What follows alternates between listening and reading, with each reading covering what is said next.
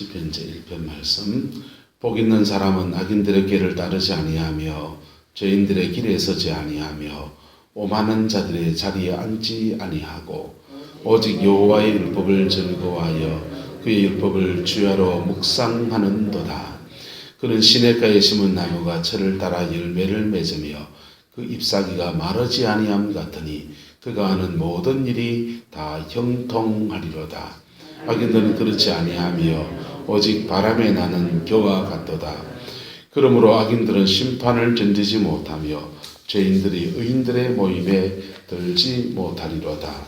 무릇 의인들의 길은 여호와께서 인정하시나 악인들의 길은 망하리로다. 아멘. 지난달에 우리는 세계의 큰 별이 이제 세상을 떠나게 되었습니다. 사실상 서울 강남병원에 있으면서 뇌졸중이 와서 계속 거의 내사 상태에서 오랫동안 투병하시다가 이제 돌아가셨어요. 한편 부러운 생각도 듭니다. 돈도 많지요. 사회적 영향력도 대단해서 큰 일도 그렇게 많이도 하셨습니다.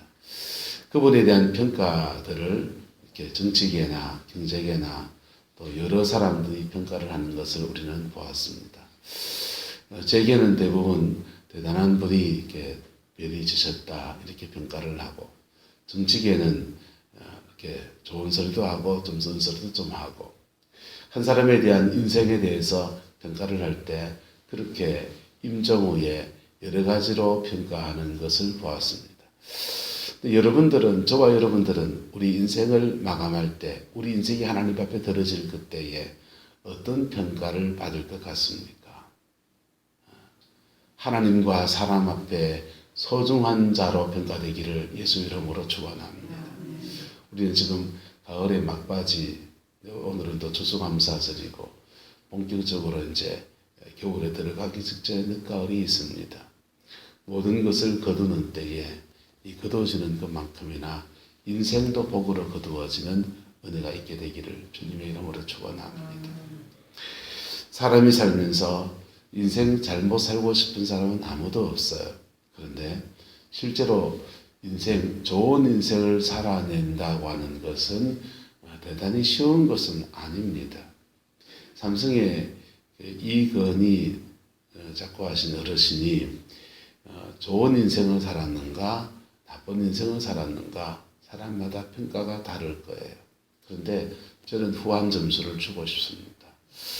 불신자지만은 저는 자기 아버지한테 그 많은 돈을 물려받았으면 제 로망이 하나 있습니다. 캠핑카를 하나 장만해가지고 럭셔리한 차를 하나 장만해서 대한민국을 다 돌아보고, 그리고 그 차 배에 싣고 저 유럽으로 가서 유럽도 한 바퀴 쫙 돌아보고, 그 차 배에 싣고 미국으로 가서 캐나다부터 해서 저 남아프리카 공화국 전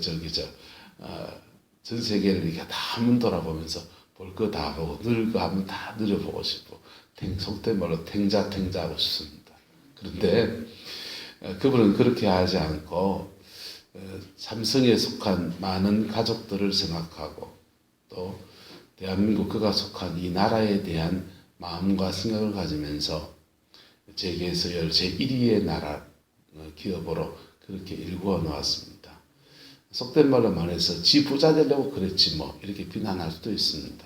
여러분, 자본주의 사회는 어떻게 되겠냐면요, 내가 좋은 물건을 만들면 좋은 값을 받고 나는 부자가 되고, 사는 사람은요 좋은 물건을 사서 좋고 나는 돈 벌어서 좋고 이런 겁니다. 자본주의 사회는 이기심, 개인의 이기심을 모아놨어요. 개인의 이기심을 모아놔서 서로의 이기심이 작동하는데 지체대로 이 속이 다 달라요. 나는 돈을 더 벌어야 되고, 그러니 뭘 해야 되고, 좋은 물건을 만들어 놔야 되고, 시장에서는 좋은 물건을 비싼 값을 주고 사고, 그래서 나는 돈을 벌고 저 사람들은 좋은 물건을 쓰고, 그 사람들도 직장 가서 돈을 벌려고 하면 그 일을 성실하게 해야 하고, 성실하게 한 데 대한 대가 지불을 받고, 그래서 사실은 한 명 한 명은 이기심인데 그게 전체적으로 모아놓고 보면 공동체를 부여하게 하는 겁니다. 이건희 씨는 자본주의 사회에서 어떻게 보면 그런 아주 성공한 사람, 모델적인 사람이 될 수 있습니다. 그분은 자기 돈 많이 벌려고 삼성이란 기업 가치를 높이고 돈을 많이 벌려고 그랬을 수 있어요. 그런데 그것이 삼성에 속한, 삼성전자에 속한 사람들 밥 벌어먹는 길대고, 그 물건 3개 팔아서 우리나라에 달러가 들어오는 길이 되어졌고, 각자 이기심을 가지고 사는데 그 이기심이 결국은 나라를 부여하게 하는 축복의 통로가 되어진 겁니다. 할렐루야. 그렇게 보면은 이 자본주의 사회에서 그분은 이룰 것을 다 이룬 사람이에요. 그런데 하나님 앞에서 우리가 또 서야 되는 존재라는 측면에서 말하자면 한편 굉장히 안타까운 사람입니다. 그 인생의 말미에 얼마나 그 영혼이 공허했을까, 그렇게 생각해 봅니다. 여러분, 우리 인생 가운데서 하나님 앞에 복 있는 생이 되기를 예수님의 이름으로 축복합니다. 하나님 앞에 복 있는 사람은요, 그의 영혼의 문제가 먼저 해결된 사람이에요. 뭐가 해결된 사람은요? 그의 영혼의 문제가 해결된 사람입니다. 그래서 예수님의 보혈의 피에 씻겨서 하나님 앞에 의롭다함을 받고 성령을 받아서 그의 영혼 속에 영혼의 문제가 해결된 사람이에요.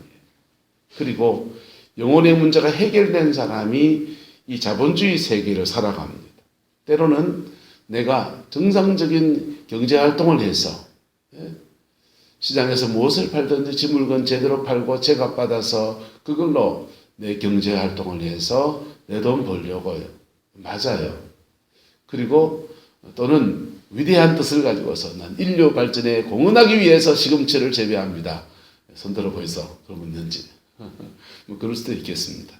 어쨌든 그렇게 우리는 저마다의 방법으로 이 자본주의 세계 안에서 자신의 인생을 살아냅니다. 이 두 가지 방면에서 아름다운 열매가 여러분의 남은 인생에 맺어지게 되기를 예수님의 이름으로 축원합니다. 영혼의 열매와 그 삶의 열매에 관한 부분입니다. 그 영혼의 열매와 삶의 열매를 맺어가는 데 있어서 중요한 몇 가지 원칙이 있는데 오늘 성경은 하나님의 율법이 기준이라는 것입니다. 뭐가 기준이라고요? 하나님의 율법이 기준이라는 것입니다. 2절에 보시면 오직 여호와의 율법을 즐거워하여 그의 율법을 주야로 마는도다, 묵상하는도다. 여러분 보세요. 사람이 자기 삶의 기준을 따라서 가치를 따라서 살아낸 사람을 저는 참 존경합니다. 신앙을 떠나서 그런 사람 너무 대단하다. 그 신념이 때로는 저하고 좀 다를 수 있을지 모르지만 어쨌든 자기의 신념 가지고 그 신념대로 끝까지 인생을 살아낸 사람을 저는 참 대단히 존경해요. 그런 면에서 저는 정의당에 있는 심상정이라는 사람을 되게 존경합니다. 그분의 정치적 노선은 저와 좀 다르지요. 하지만 서울대학교 나와서 어려운 사람과 인생을 함께 하겠다는 그 젊은 날의 결심을 가지고 끝까지 가는 사람, 그런 면이 너무 부럽습니다. 여러분 삶의 인생에 있어서 하나님의 말씀이 기준이 되고 그 말씀을 따라가는 은혜가 있게 되기를 예수 이름으로 축원합니다. 이게 하나님 앞에 영혼의 풍성함을 얻는 축복의 길입니다. 근데 하나님 말씀을 이 기준, 인생이요 어그러지면 이 기준을 틀어 바꾸는 사람들이 있어요. 기준은 분명히 이건데 이 기준을 이쪽으로 바꿔놓습니다. 근데 우리 인생을 살면서 때로는 그럴 때가 참 많지 않습니까? 분명히 말씀이 이렇게 기준인데 그 기준에서 어그러집니다. 본인이 어그러져도 기준은 인정해야 됩니까? 안 해야 됩니까? 기준은 인정해야 되는데 자기가 기준이라는 거예요. 어그러진 자기가 기준이라는 거예요.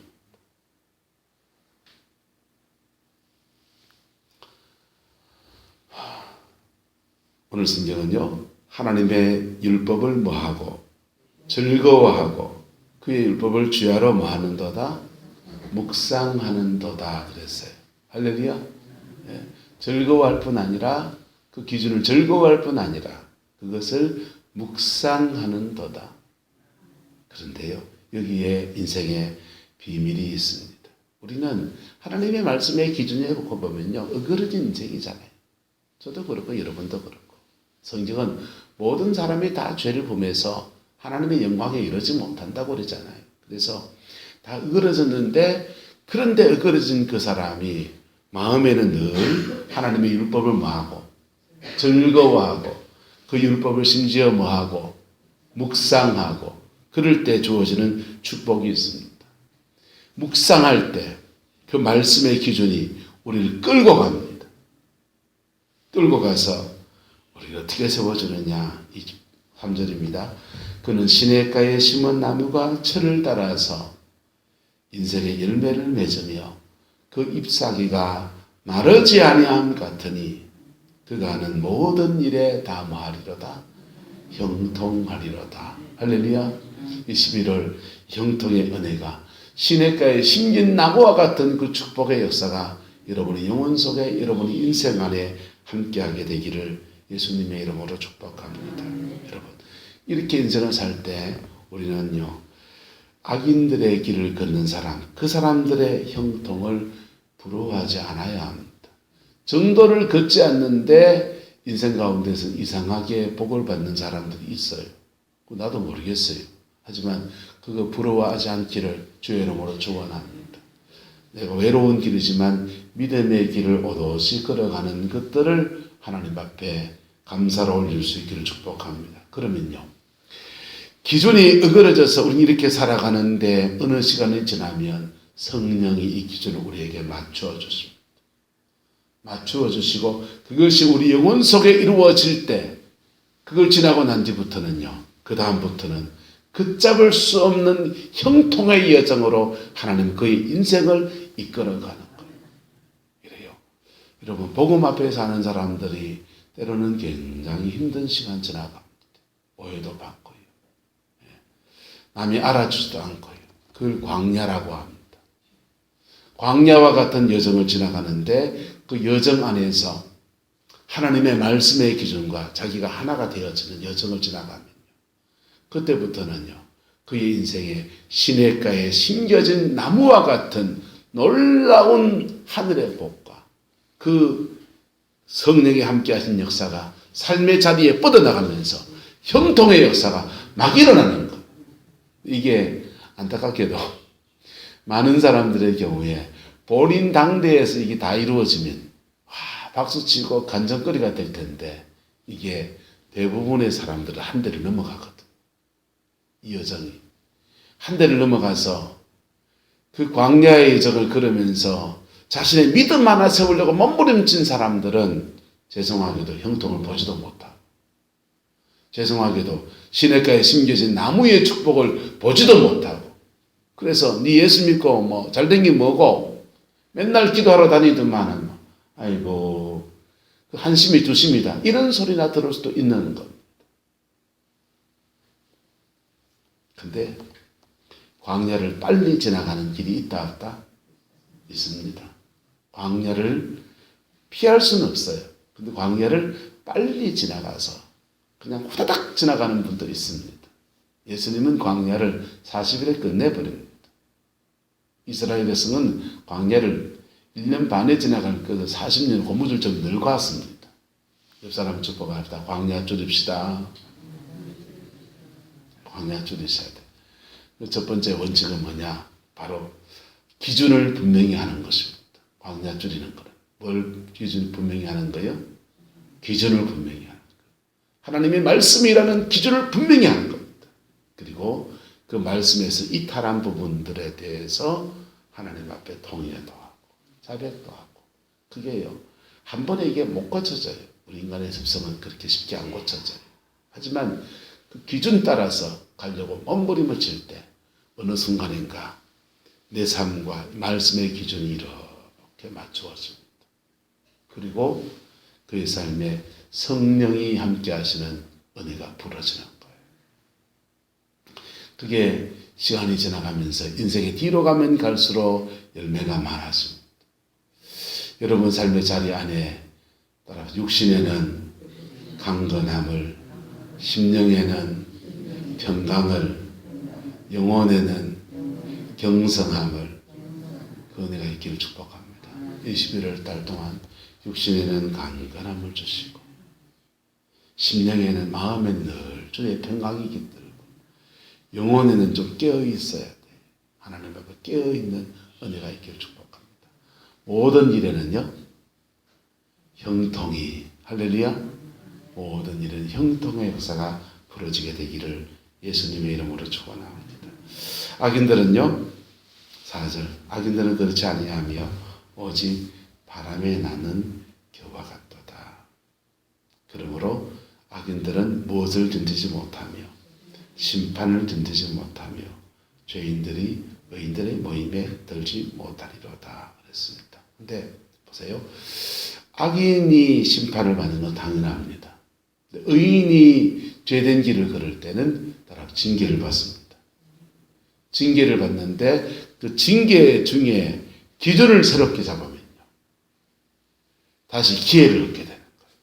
할렐루야. 그래서 악인이 심판을 받는 그 자리에서 그 절박함을 가지고서 원망하지 않고 하나님 앞에 돌이켜 회개하면 그는 또한 새로운 기회를 잡는 겁니다. 어쨌든 하나님 앞에서 복 있는 인생 되기를 예수 이름으로 축복합니다. 그래서 인생의 가을날에, 계절의 가을은 왔다가 또 지나가지만 인생의 가을날에 하나님 앞에 나 자신이 가장 소중한 열매로 하나님께 드러지기를 축복하고 여러분의 가정과 삶의 자리 안에 하나님의 주신 믿음의 열매가 온전해지기를 축복하고 하는 모든 일에 형통의 복이 함께하게 되기를 그리스도의 이름으로 축원합니다. 기도하겠습니다. 좋으신 아버지 하나님, 새롭게 시작하는 11월을 하나님께 부탁합니다. 복음의 능력 앞에 깊이 있어서 그리스도를 경외하며 승리하는 이 한 달 되게 우리 하나님 주장하여 주시옵소서. 여호와께서 함께해 주시고 온전함으로 이끌어 역사하여 주옵소서. 아버지 축복하여 주옵소서. 우리 성도들이 이 11월 무엇을 하든지 누구와 만남을 갖든지 아버지 하나님 신앙의 삶에 승리가 있게 하시고 영혼의 평강이 잃지 않도록 주장하여 주시고 하는 모든 일에 형통의 역사로 우리 하나님 주관하여 주옵소서. 여호와께서 함께해 주시기 원합니다. 예수님의 이름으로 축복하며 기도드리옵나이다. 아멘.